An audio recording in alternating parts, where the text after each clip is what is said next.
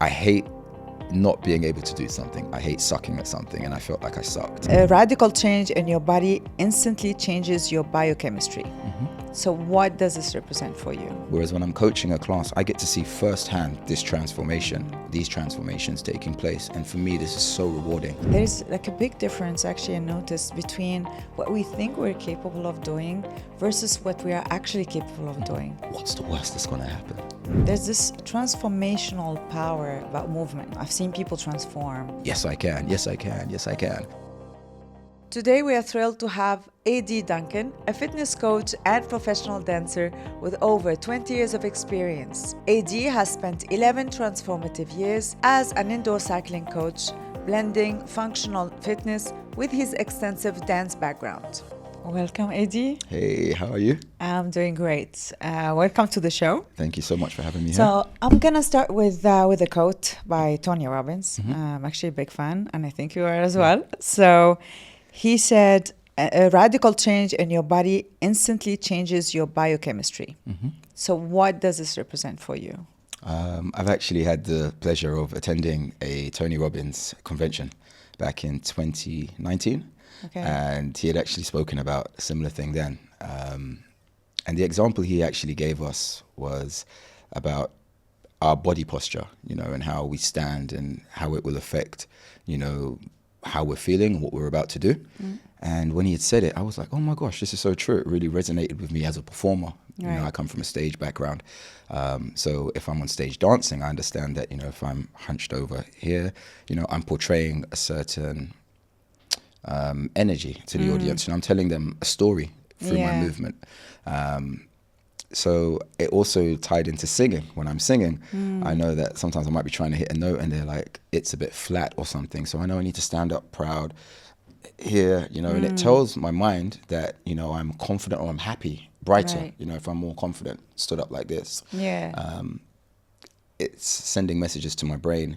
And in turn, once my brain is feeling like I'm happy there, on a biochemical level, I guess certain chemicals are being released that will make me feel a bit happier at the same time as well. And that really hit home thinking about my ride classes. I coach indoor cycling classes. And I was like, when we're riding, at the end of like a really tough segment in the class, you start to see people's bodies start to crumble a little bit where they're getting tired. And I would say to them, no, pull up, stay proud, pull your head up. And then all of a sudden you see a whole shift in their face, in their whole performance and what they're doing now, because I guess, again, certain chemicals are being released that make them just feel stronger, more happier, if that makes sense, as opposed to feeling like, oh my God, I'm failing. So, yeah. So like I've been to your classes and I've seen the way you have this ability of, motivating people and inspiring them to feel better, like during the class. And so I was wondering, what motivates you? What does that to you before you get to class? Because you need to have something before you share it with others. Yeah. For me, how it all even started, the whole motivation thing, I was coaching a class and it was a tough moment in the class. And when I'm coaching people, I look at them as my team, my family. We're in this together. It's not just my show or whatever, and I could see that people were finding it tough. And I was like, oh my gosh, they need something for them to be able to get through this. I want them to get through this. What would I need to hear to get through this? And it was more me talking to myself, and I was speaking out aloud. And I say it all the time, I'm not preaching, I'm just sharing. And a lot of the time I really am just speaking to myself, and reminding myself maybe of things I needed to hear to get through tough moments maybe in life. I draw from many different things for inspiration in terms of motivation, like life experiences, personal, things I've seen other people get through. Maybe sometimes I've had to be there for other people, physical events that I've maybe participated in, tough times. So it's an accumulation of all of this that I really just share with the class. And there's an element of me just surrendering. I have an idea before the class starts. When I put the class together, I have a theme, an idea, beginning, middle, and end sometimes, for where I want the class journey to go. But there's a whole element of surrendering and just feeling the energy in the room. I'm really big on energy, and there's been times when I've just gone off script. You know, I've just felt that I need to say this right now. I felt compelled to say something, and I've just shared. I felt like somebody in the room, I don't know who it was, needed to hear something, and it just flowed and just happened. And people have come to me afterwards and said, "Oh my God, you said something in your class. It was so amazing." And You could relate to, or it was, yeah. Some people have cried. They were like, "Oh my gosh, you knew exactly what I was going through." And they've asked me about the point that I'd made. And I couldn't even recall it because it was just a moment where I had just let go and surrender, and it just flows and happens. Yeah. So yeah, that's a big part of it for me. And from what you were saying, there's this transformational power about movement. And I've seen I've seen people transform, throughout, like my experience with working out or dancing. I've seen people walking into their first class, having carrying themselves in a certain way. I didn't know them, but I could see how they carried themselves and how they presented themselves to the world. And then you see them after some time, and I've seen that with dancing. Actually, I've seen it a lot, where I'd see that same person after a certain period of time where they've been practicing, dancing, and then they'd look like a different person. And I'm like, who is that? The same person I've seen 6 months ago or 1 year ago? And it just, there's this power, about movement. And I think music and dancing has this ability to transform people. 100%, I agree.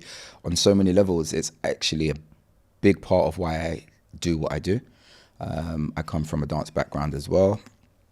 I was at, what some people call the height of my career when I discovered indoor cycling and coaching. And not that I walked away from dancing, but I was dancing and coaching classes, and then this started to happen, and before I knew it, I was turning down dance jobs because I didn't want to let my riders down. I didn't want to miss classes. And people asked me, why? Are you crazy? What's going on? You could do this job. And I said, for me, this is more rewarding. On stage, I'm giving to the crowd, I'm giving, but I don't see the after effects of that. Whereas when I'm coaching a class, I get to see firsthand this transformation, these transformations taking place. And for me, this is so rewarding.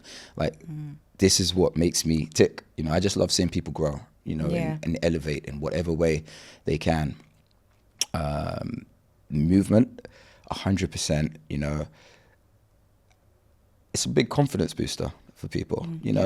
A lot of people maybe they haven't used their bodies much. They are still exploring their bodies. Maybe they haven't even had the chance to explore their bodies. And then coming into a class, whether it be a dance class, whether it be on the bike, they're discovering themselves a bit more, right? And through discovery, we start to build confidence. You're gaining experience. You're like, oh, my body can do this. It can't do that, but it can do this. I tried this, that didn't work, but I know a way around it. And in doing so, the more you do something, you're only going to get more experience, more knowledge and understanding of yourself, your body, who you are, and in turn build confidence. And that in itself is a whole transformative process. Sorry. Yes, yeah. And the thing is, there's, there's something about, trying to move rather than, or moving rather than observing someone move. There's something about when you mentioned earlier about performing on stage and getting people to experience it, it's different. I think the effect of it is different. Again, I go back to my personal experience, because it's one thing to observe, people performing or dancing, and then trying to do it myself. Yeah. And even it might not look as good, or might not perform as well as the other person, but I'm actually getting the full experience. I'm the one dancing. I'm not. It's great to watch other people perform, but there's something else about.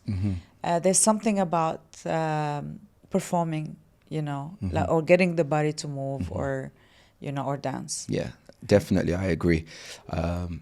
You're actually the doing person now, right? I'm not spectating. I'm not watching. It's all good. Some people sit at home, they watch movies, they watch reality TV shows now, and you're watching other people live their lives. Yeah. You're watching other people go on holiday, Yeah. go to nice restaurants and do things. And you may feel you're living through them, you're maybe living these experiences a little bit. Yeah. But you've never actually been there, right? And we can go Right. back to Tony Robbins again, right? You can have your beliefs, and beliefs are great, but experience will always trump beliefs, right? Because I know this now. I've actually lived this experience. I've been in it. So to actually travel, yourself and go to these places, it feels different. To Yeah. actually live in a scenario or situation, it feels different. Yeah. You can watch someone win £100 million or whatever it Yeah. is, but if you actually win it, it's going to feel different, right? Yeah. And the same said thing about performing. There are incredible performers out there, people that use their body in incredible ways, musicians who are incredible and make people feel incredible things. They can make you cry, Yeah. but when you are the person actually physically moving now, your body you're fully immersed, in your body. It's a whole different experience. And again, going back to the whole biochemical levels now, right? There are certain chemicals that are released in your body when you actually start to move, and these will have a whole different effect on you as opposed to those that you may feel through watching someone else. Yeah. Now, so yeah, I'm always one of those people that are like, just jump in, do it. Yeah. Don't just sit and watch, Yeah. And the thing is, that there's like a big difference, actually, I noticed, between what we think we're capable of doing versus what we are actually capable of doing. And I remember I experienced this, during one of your classes, because I took a break for a while, and then I went back to the class, and you had a challenge, like a 90-minute challenge. Yes. Cycling challenge. Yeah. And I was thinking, okay, like I haven't done this for a while. I've taken a long break, and now I'm going for this challenge, like a 90-minute challenge. I don't think I can do this, And I was like, okay, just register and see how it goes. And I made it. I could complete the challenge, and it wasn't what I thought. There were these thoughts in the back of my mind that I can't do it, Yeah. But then the just going and trying gives you a whole different perspective on things, that you are capable of way more than you think. Definitely. Again, it comes back to the whole doing. I'm a big advocate for taking that first step and just actually doing, just diving in. Sometimes, I know it's hard to take that first step, but sometimes it is the only way that momentum is going to pick up, right? There needs to be some sort of force or action of movement, Sitting at home thinking about it is the first step. It's the first step, but actually that extra push is what's going to actually start that momentum. And I actually remember you in the class, and we'd had a conversation prior to you coming, and you did mention that you'd been away for some time and you'd had a few apprehensions. And I remember there being a moment in the class that was really challenging. We were doing a big run, and I looked at you and was like, what are you talking about? You look awesome. Like, you look great. You were killing it, But we will all have these thoughts. It's natural. Yeah. It really is.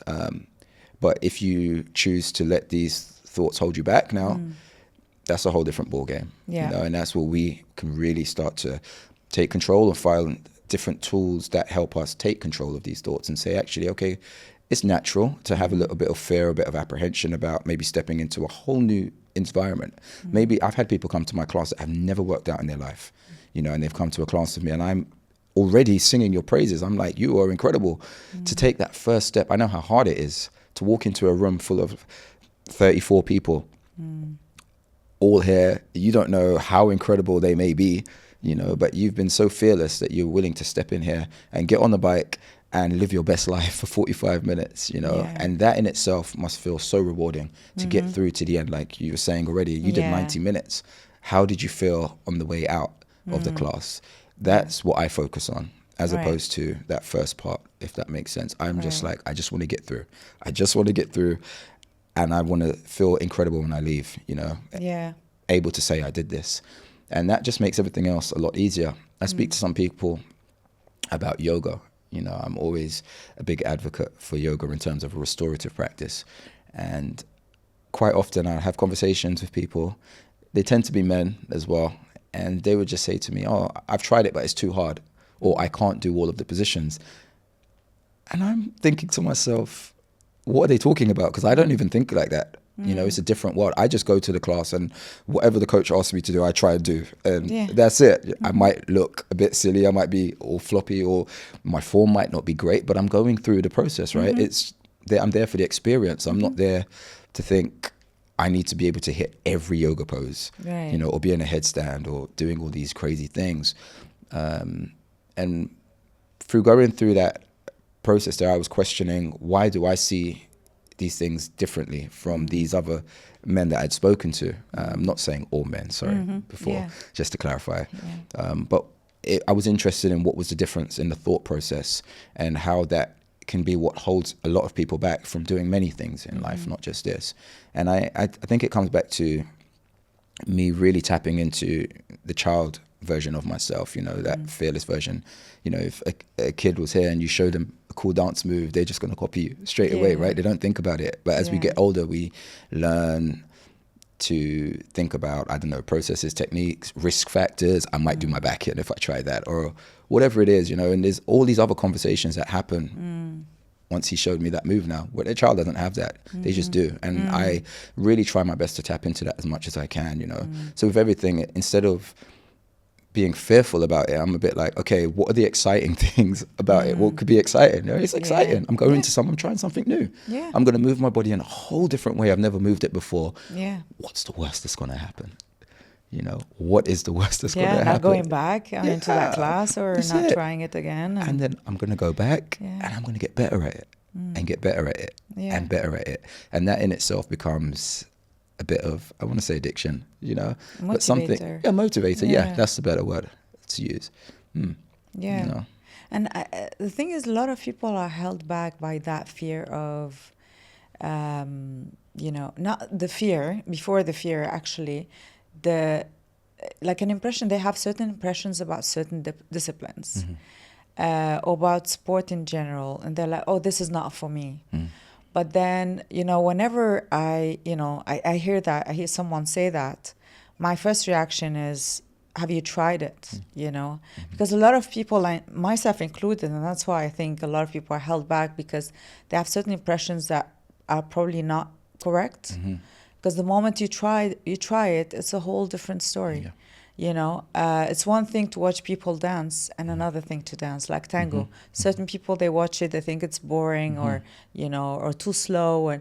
But it's another thing or another experience to try it, to actually dance. Same thing with cycling. I thought it wasn't for me. I had a friend of mine who's been doing it for many years. And she comes out of class, she talks to me, and she's like, oh, I had this amazing class. It was amazing. And I feel like I'm full of energy now. And, you know, and then I was never tempted to try it. And I'm like, this is not for me. And she's like, just go try one class, you know. And I was like, okay, let me try it. You know, I don't like it, but let me go and try one class, you know. And that class just changed my mind completely about it, you know. And I just, you know, I just love doing it now. And I think that plays a role, because a lot of people are held back because they think, oh, this is not for me. Have you tried it? You know? Sometimes I feel like we all need that friend, right?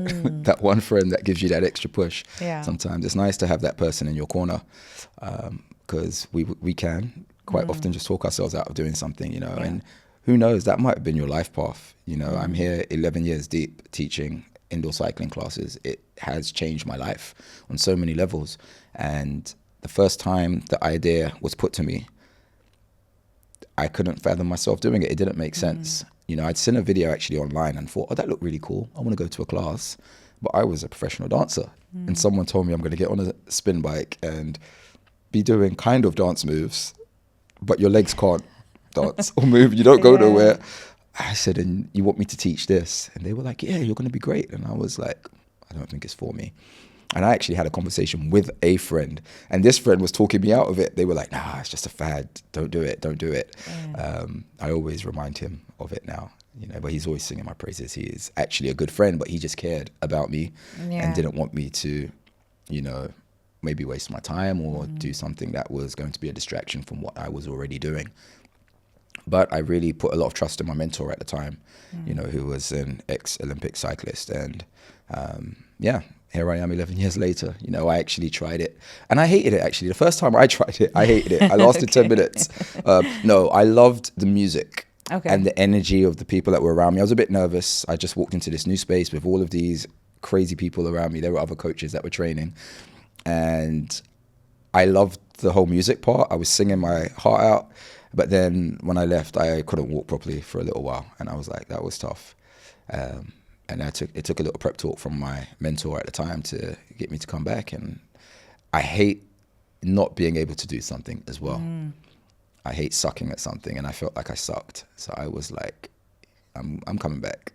And I'm going to nail this. Just to prove yourself wrong? To prove myself wrong. This is how I am with myself, you know. And I just stuck at it and stuck at it and stuck at it. And I still stick at it today. I'm not reached a level and that's it. You know, I'm still constantly trying to evolve. Sorry. Yeah. And you mentioned something about the, you know, people, I mean, the people that you're gonna, you know, people around you, people that you know, you're exercising with. And I think community plays a major role in whether, you know, like either to motivate you or to, you know, give you a certain impression about that discipline and just, you know, not do it anymore. And I think that plays, I don't know, but it reminds me of like when we were kids and we go to class and either we like the teacher and like the people that we're going to class with or, you know, or not. And the fact of liking that course depends a lot on those factors. So I think community plays a major role in motivating us or pushing us away into, you know, or changing our minds about certain disciplines sometimes. Definitely.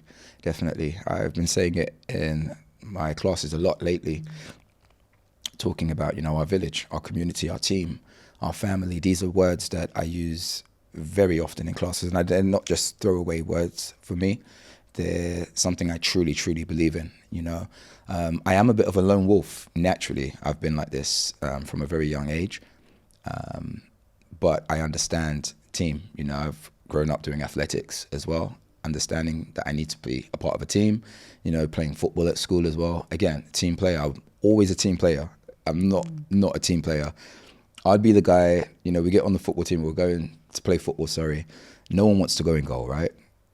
Let's be real, with your friends. But I'd be the guy that says, okay, I'll go in goal. And that was just me because I understood that someone's going to have to do it. We're going to win either way, you know, this is it, right? So that would always just be me, team player. But sorry, I've gone off topic a little bit, but I'll come right back. Okay. But yeah, my whole point is that, you know, I've seen the power of team. I was in a dance crew, you know, there were 10 guys, and that was like brotherhood. We were together. We still are together now. You know, I mean, we're all doing our own things here and there, but we started in, you know, many years ago. We were together for a solid 10 years, you know, doing what we did. And I learned a lot in that dynamic, in that environment in itself. You know, if I maybe wasn't feeling so confident to go on stage, my brothers are going to pick me up. You know, if I had to go out there, we've done competitions where we battle other dance crews. And I may have to go out and do a solo against another amazing dancer. My boys are behind me and they're telling me I'm the best. So I'm like, yo, I feel great right now. So I'm going out there, right? And that's the team, that's the community. You know, I come off stage, I haven't had a great show. Who am I going to? My team, you know, aside from obviously family and whatnot. And I really just understood how big that community feeling is. And on a wider umbrella aspect, you know, the whole dance community that we were starting to build, you know, back home in the UK was growing. You know, it wasn't just about my crew, us 10 guys only. It was extended to all of the crews. We were all coming together as one and building something that was just so beautiful. You know, you step into it and you felt at home. You know, I can go to a dance show and none of my boys are there on this time, but we've created this whole bigger community and I feel at home. You know, still, even now, I'm on the other side of the world, but I still feel a part of it. And that's so beautiful. And I really, really, really wanted to bring that element into my classes. You know, I have these people in my classes. At the time, I had 54 people in the class. As far as I'm concerned, most of them have just come there by themselves. They don't know each other, you know, and I really just wanted them to connect. Connection is important for me. I love seeing people connect. I see the power in it. It makes people feel happier. right? We're humans. We're supposed to be social and Yeah. together. Why go to a class with 53 other people in Yeah. there and not even say hello to the person next to Yeah. you? I remember even church growing up. I grew up going to church quite a lot, and there would always be a moment that I really hated because I was just a very shy person, as I said, a bit of a lone wolf, but very shy. And the pastor, whoever would be preaching, may ask you to turn to your neighbor and just greet them good morning. And I knew when it was coming, and I would always start dripping in sweat, and I'm like, oh my gosh, I wish I could just run to the toilet or something now, because I really didn't want to have that moment. But when I did turn to that person next to me and greeted them good morning, maybe I couldn't even make eye contact. But when I did, there was just a warm sensation that came over my body, and I just felt amazing afterwards. And they were happy, they were smiling. Yeah. And then I turned to this person and give them that same energy. And I just felt there was so much power in that small moment. And I started bringing it into my classes, and I asked everybody to turn to the person on their right, on their left, and just give them a good morning, peace sign, a smile, whatever it is. Yeah. You know, and it's a great icebreaker as well. You're going to be riding next to each other for 45 minutes, sweating next to each other, you know, and if you can break that ice, then later on you might see the person next to you needing a little bit of encouragement. You know, you've already broken the ice with them, you've made eye contact, you smiled, you might be more inclined to be like, yo, you've got this, let's go, you know, and pull them along. And I've seen it happen so many times, you know, where people have really pulled people up. I used to have a little saying I used in my classes it was something I always just said, yes, I can. And it was just something I needed to hear while I was in the middle of a really challenging part of my class. So it became a thing that a lot of my riders always knew. That was just like my tagline, AD's tagline, yes, I can, yes, I can, yes, I can. And I remember we did a big event where we did a class, 45-minute class, then did a 10K run to the other studio and did another 45-minute class. And during the 10K run, there was a moment where I was just like, oh, I'm tired now. I'm tired, man. You know, I've taught how many classes this week, plus trained on top of this, and now I'm here. No one's around. I'm tired. And then all I heard was, yes, I can. Yes, I can, AD. Come on. Yes, you can. Yeah. And it was one of my riders. He was on his way. He caught up with me now, and he was like, yes, you can. And I was like, I need to show up now, right? And I went, and it was such a beautiful moment. I never forget it. I really never forget it. But again, you know, it reminded me of the community and how we can really give someone, you know, that extra lift. And it bounces with the community, like, you know, like the example that you've given now, like usually that's what you say. And then at some point when you needed it, you heard it from someone. Exactly. So it actually bounced back when you actually needed it. Yeah. So that's what happens with community. You know? Exactly. Yeah. Definitely, man. I lift you, you lift me. You know, I say all the time, we lift ourselves, we lift each other. Yeah. And I'm very open, you know, when I'm saying things in class, I'm like, yo, I'm saying this to you now. I may need this reminder one day. Yeah. And I hope that you're going to give it to me. Yeah. You know, if you see me falling off track a little bit and you're like, yo, AD, you know, that's what a team is about, right? Yeah. Community. Yeah. So that's why I think the discipline doesn't necessarily, I mean, the fact of liking or not a discipline, it doesn't always have to do with the discipline itself. Yeah. Sometimes it's the community around it, how you feel, the music, you know, the movement, the coach, like how you connect with everyone. I think that plays a major role.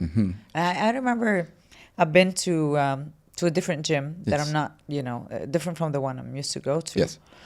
And, you know, it was like a cycling class, but it was like, you know, the rooms were way bigger. So there was a lot of space between bikes. Yeah.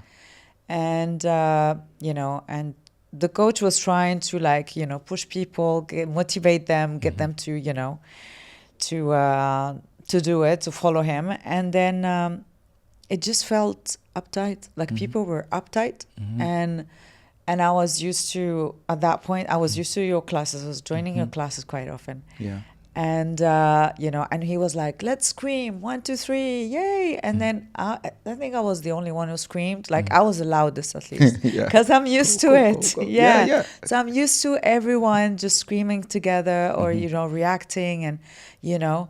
And it was just, like, really uptight, you know. And I was like, if I'm grateful that it wasn't the first class that I joined, because if it was the first class, I wouldn't be doing spinning right now. Like I wouldn't have liked it, you know. Yeah.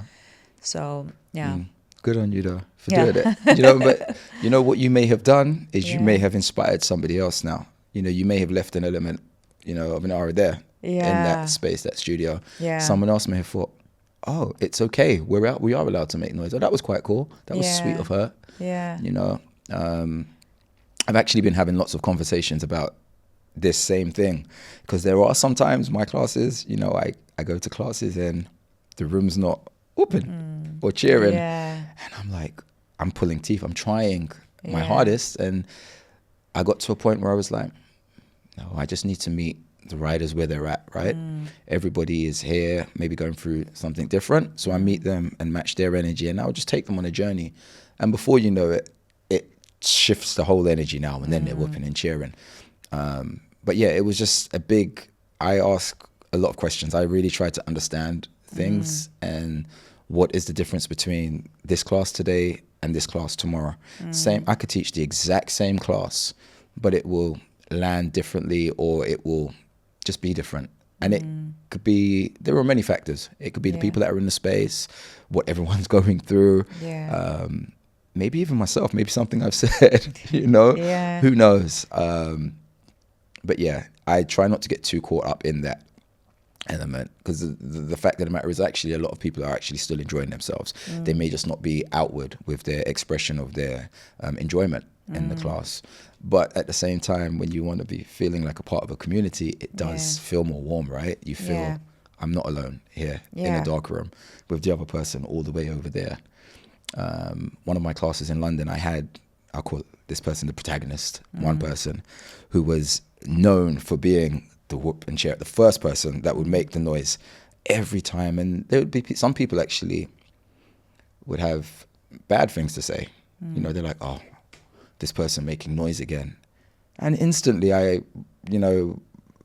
was offended by this. I'm like, why would you be offended that someone is enjoying themselves or sharing their enjoyment with you or trying to make you feel better? Yeah. Maybe that person isn't even doing it for themselves. Maybe they're doing it for you.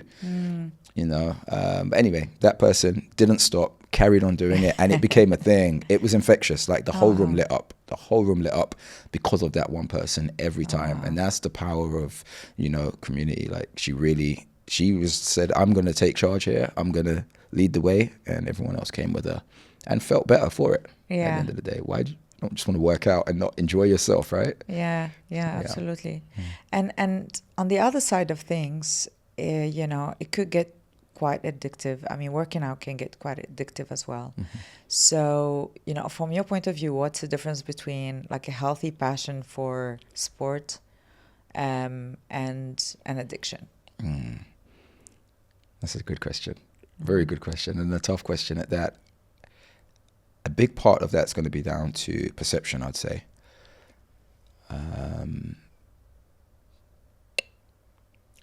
Tom, for example, works out 5 times a week. Tom's mate, AD, works out a minimum of 12, 13 times a week. Tom's like, like my 4 times a week is a lot. You're doing way too much, Yeah. That's his perception, right? That's based on his reality and what he sees. AD feels fine. AD's like, no, this is great. You're not doing enough, maybe. Or maybe you're doing enough for you, and that's good. So I think a big part of it would be perception. As a rule, I'd say, look, there are certain things in terms of us functioning normally as a human, right? Certain boxes that I guess we maybe should tick, like taking care of ourselves, nourishing ourselves, eating right, sleeping, our social interactions with our families and whatnot.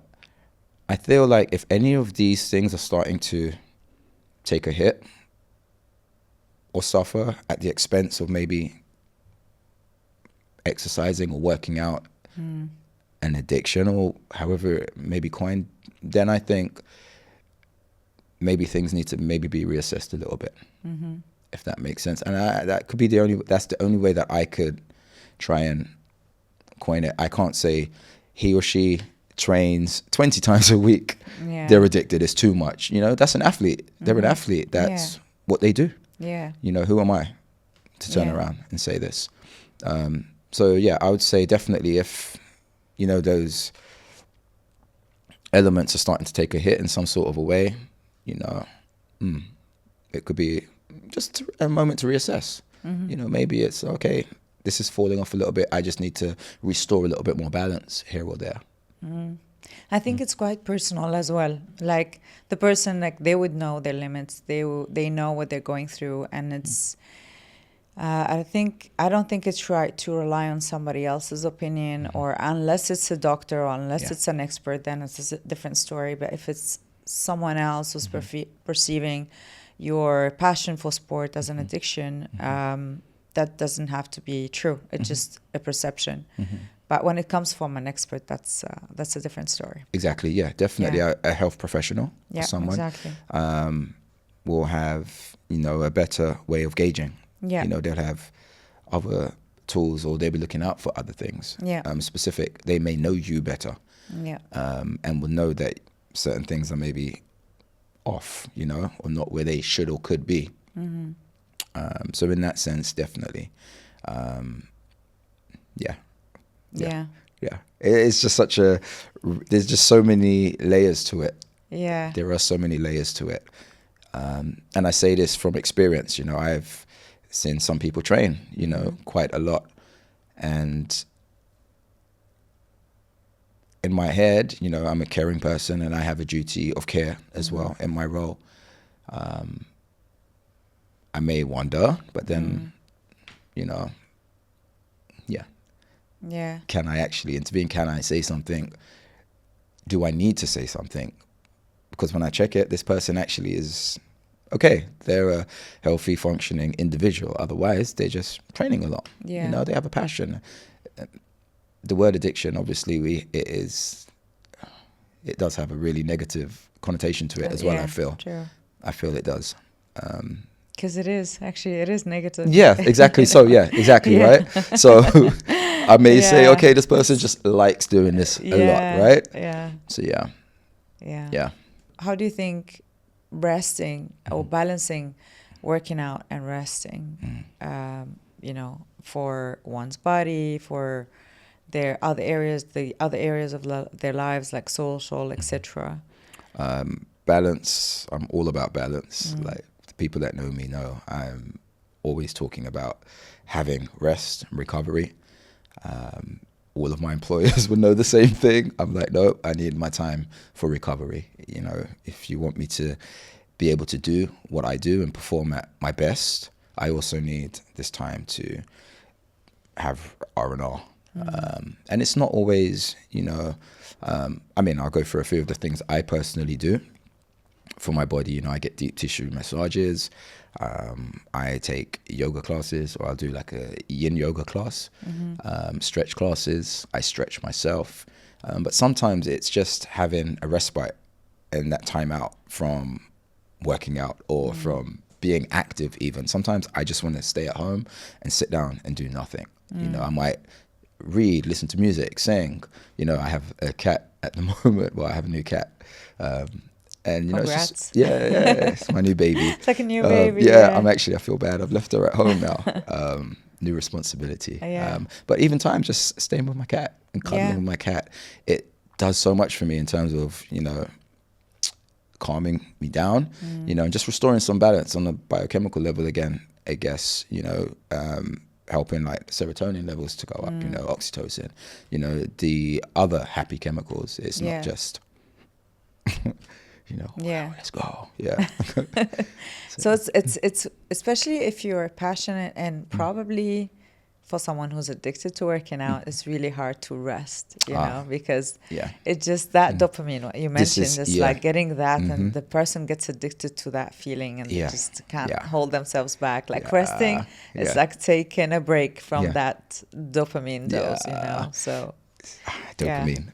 Yeah. There's an incredible book and it's called The Molecule of More. It's such an incredible book. It really just talks about how dopamine is addictive, right? Every time I hear the word dropped, dopamine now, I'm always feeling like it's a negative thing. Okay. Just because of, I guess, the rhetoric that's around it right now and the stories that all of the articles about it. But in the book, they actually talk about how it can be such a really,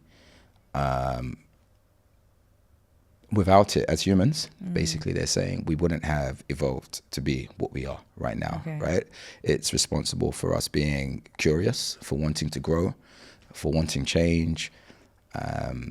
It talks about how creatives, I'm a creative, and artists, it helps with their creativity, right? It makes them want to be better, do better, to want to seek out new things and try new things. And on so many levels, that's great. But we need a bit of balance now, right? Because if that just keeps happening, you just want more. I want more. When do you stop? When do you stop wanting more? We don't, unless we start to, and it is a happy hormone. It's one of like the 4 main ones, right? It's addictive. It is addictive. Yeah.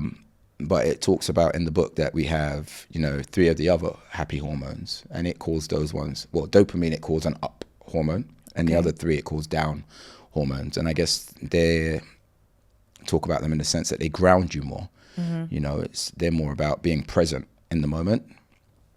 And for example, I don't know, I want to work out. I need to work out. I need to do this class because it's a big challenge, 90 minutes. I have to do it. I want to be the best, But it's like taking a moment to actually say, okay, cool. This is where I'm at right now. Like, or when I'm in the class, I'm actually doing it. Oh, this actually feels great. I finished it. Oh my God, I feel incredible. I'm taking a moment to actually acknowledge what I've just done. That 90-minute class, it was tough. That first 45 minutes felt like hell. The next 20 minutes, I wasn't really sure where I was, and then that last moment, oh my God, it was incredible. The endorphins rush, I'm actually being present in the moment now. What would happen if I was just running off endorphins is I finished 90 minutes. All right, cool. 120-minute ride. When's the next one? Or why can we have another 90-minute ride tomorrow or in 2 days' time, right? Because you want more. I want to keep. And that's a great thing, right? Because it makes us want to be better, want to do better. But when do you turn it off? When does that stop? And these other happy hormones, which also make us feel great, they're great.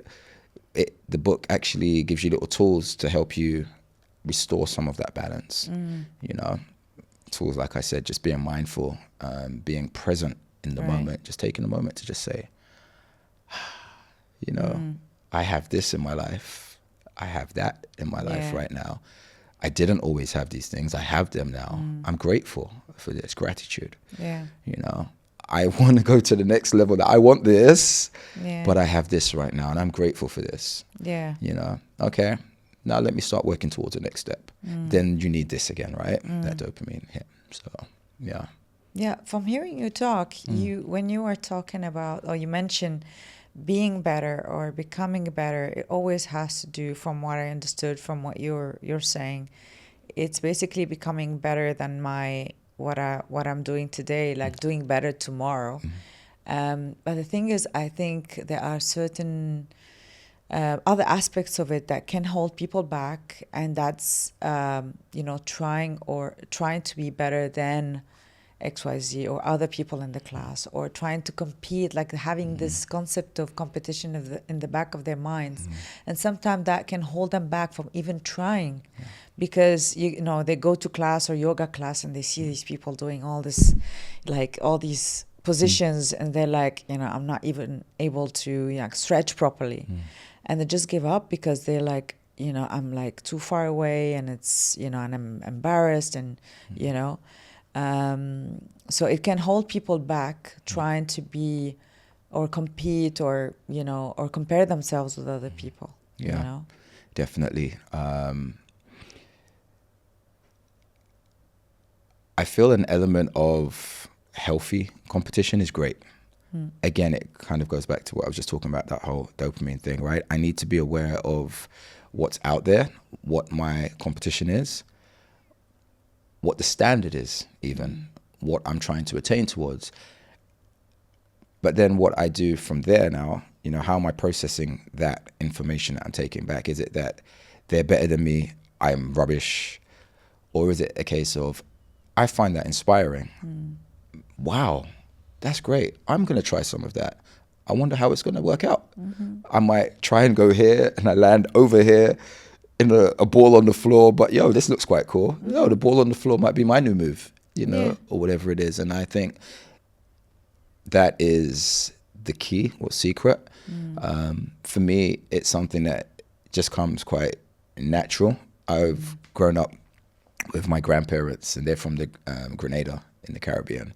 And my grandfather, my cousins, I have many cousins, will all be laughing when I say this, but, you know, and my grandmother as well would always tell me, don't watch other people, don't study other people, basically. And it was about not worrying about what other people have, you know, what they're doing. Just focus on you. Like, go to school, do you, you know, have your friends, but don't get lost in other people. And that was so ingrained in me from a child. I guess it's always kind of been there. So I've always just been on tunnel vision a lot of the time, sometimes to my detriment, because I forget to do the sense check, right? Be aware of what's going on out there. I mean, that's something I've started to be aware of more now. Hence why I was saying, you know, you do need to be aware of what's out there, what the standards are, you know, and then you can not compete, but, you know, you're like, okay, cool. That's where the benchmark is now. I'm going to work towards this, you know, cool. That's where everyone's at now. Okay, cool. I'm going to level up a little bit. Yeah, I think like healthy competition, like I think from what you were saying, I'm just thinking now that, you know, the difference, so from what I heard, the difference between a healthy competition and an unhealthy comparison with others is the fact that a healthy competition inspires you. And you mentioned that word, inspires you. So it's not going to stop you. It's going to push you to do more of it and try to get better and do it differently. And, you know, so it will inspire you to move forward. On the other hand, I think the unhealthy comparison would hold you back. You'd be like, no, I don't want to do this, or this is not for me, or so I think that's the difference, and that's where we can see, like, in certain moments, if we're in this on this side of things or that side, if we're comparing ourselves or if we're competing, like really having this mindset of healthy competition. You know, I think a simple tool to use, or checker, or even would just be, do I really want to do this? You must, if you've thought about it, somewhere inside you've really wanted to do something. Okay, I no longer want to do this. Why do I no longer want to do this? If it is because you've looked at somebody else doing it and have thought, that person is better than me, there's no point me trying. You know, that's your answer there. There's no way I'm not going to do something because I feel somebody doing it is better than me. That person is going to kill my dream. And that person is not even trying to kill my dream. They're just doing them, and they're being the best version of themselves they can be. That should inspire you to do the same. Right? To be the best version of yourself. You know, I say this all the time. I wake up every day a new version of the old me. You know, I'm just focused on me. I'm just trying to better me, do better, and be better for myself. I want to level up on the yesterday version of AD in some way, any which way I can. Every day I just try a little bit more, a little bit more, a little bit more. And that's my focus. That's me being present in this moment, focused on me and my realm, you know, my world. Everybody else they're characters in my world, you know. This person's amazing. You know, that's inspiring. Wow. You know. And again, it's those voices, right? They're always going to be there, and it's natural. Wow. You know, that guy is an amazing dancer. He's way better than me. Wow. I love that. I love the way he does this. I haven't thought about training on that. I'm going to start training on that. I'm going to get better. There's space for so many of us, man. It's not just like there's one space and no one else can step in. There's space. And I think there's a uniqueness in each one of us that, you know, that we can't even, that's why I think that we can't even compare, because, you know, you might, you know, that person might be more advanced, or they're able to express themselves better because they practiced it more.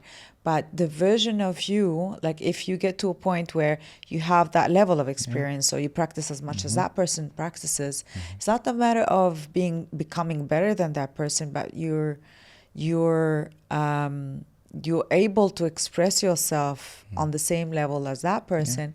And that's going to look very different because we're different souls. Like, we're unique. Yeah. You can make the same move, but just it might look different because you bring in something different to it, and it's your soul, it's your spirit that makes you unique from everyone else. I say all the time, no one else is going to do it the way you do it. Embrace that. Embrace that. No one else has walked my shoes, been through all of the things I've been through, seen everything I've seen in the exact same way I've seen it. Even my siblings, we've grown up maybe together, for a lot of our lives, but we've still done things differently. We've seen different things. We've had different experiences. So I will be a different person from them, right? And when I start to channel me, this deep-rooted, everything I've seen and been through into my work, my art, my coaching, that comes from this source here. If I'm taking it from outside, okay, cool, it's easy. Like, I watched this show and I've copied this, or I've copied that, I've seen a quote here, I've copied it. Anybody else can do that as well, right? So I guess what I'm trying to say right now is dig deep inwards and put that into your craft, whatever it is, because no one else is going to have, like I said, all of those experiences that you have. No one has that cocktail of passion and everything you have. No one else is going to have it. And that is going to be your superpower, 100%. Yeah. And embody that, man. Embrace it. Embrace it. Work on your craft. Work on it. But yeah, embrace that every day. Have affirmations or whatever it is. Find yourself in the mirror and say, yeah, you know what? I like this. Yeah. I like this. And the process. The process. Enjoy the process. Exactly. That is, the other big key. Yeah. Enjoying the process. Absolutely. So I want to ask you if you're working on any projects, something exciting coming up. I'm always doing a zillion things. My friends always know. At the moment, I've actually really, really, really been craving getting back into creativity again. So I've been back in songwriting and just creating music with no agenda. But yeah, just for my soul, just creating and taking up a new hobby, which is DJing as well. Okay. So, I love music, the power of music, and how it really can shift people's moods. When they come into my classes, music is a huge part of the class. And I'm just so invested in it that I was like, I want to try music in a different capacity right now. I've seen how I can use it, to help transform people's lives, or days or experiences in the class setting. I want to see other settings now as well. So yeah, that's my new little things that I'm working on at the moment. So I've added a new segment to the show. Okay. So at the end of every episode, so I ask the guests if they have any piece of advice that they can share with our viewers or or audience, or whoever's listening. Okay. And it could be from your field of expertise or personal personal experience, but piece of advice that you can share. So much. I'd say to do you and do it well. That's something that I always find myself coming back to. And that's just a reminder, to be you, be unique, be individual. Be that person that's not as fast as everybody else or not as strong as everybody else. Whoever you are, be you and do that well. Because like we said earlier, nobody else is going to be able to do what you do the way you do it. Again, that is your superpower. Work on your craft, level up, but be you. Be you. We live in a time where we are encouraged a lot to go with the masses, do what everybody else is doing, even think like everybody else, speak like everybody else, dress like everybody else. We need more you. Beautiful. So this gets us to the end of the episode for today. Hey. It's been a joy to have you with us.